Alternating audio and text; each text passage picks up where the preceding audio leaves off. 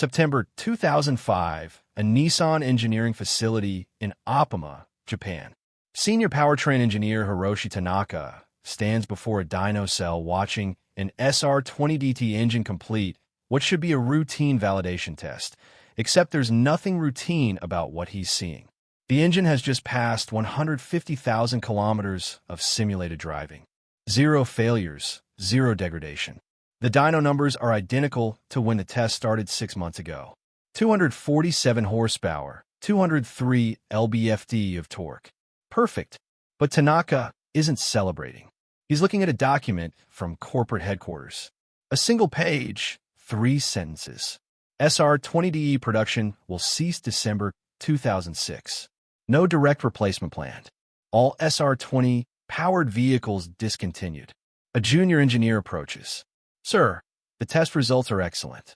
The SR20DT exceeds all durability requirements.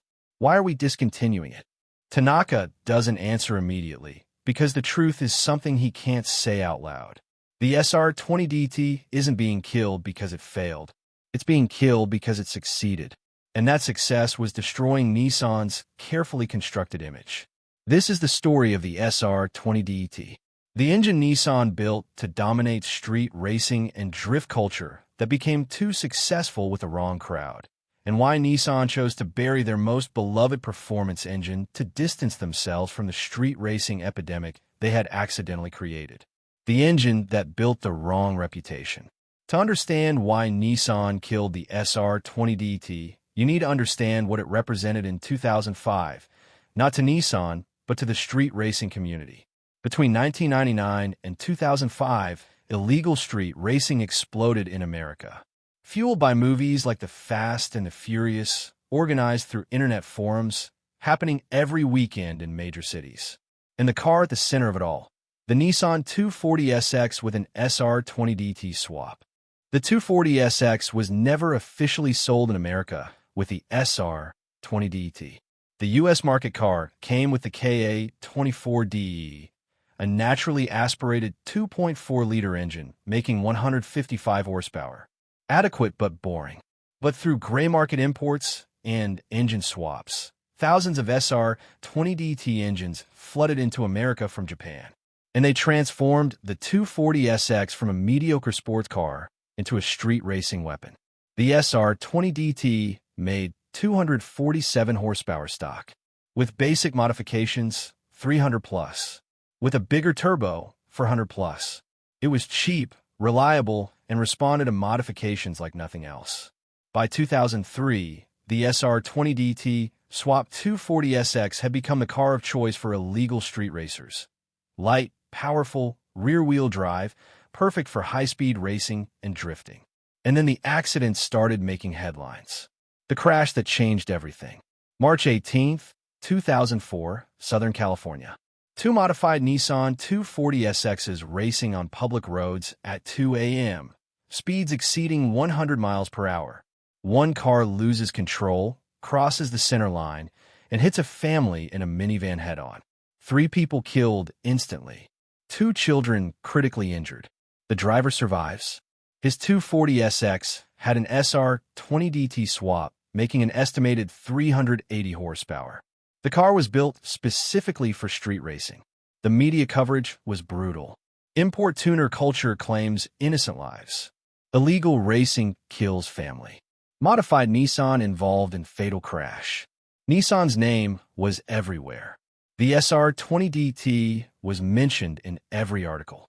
Photos of the crashed 240SX showed Nissan badges. The connection was unavoidable, and it wasn't an isolated incident.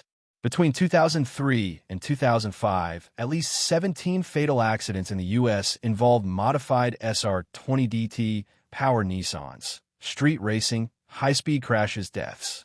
Every single incident mentioned Nissan. Every article described the SR20DT.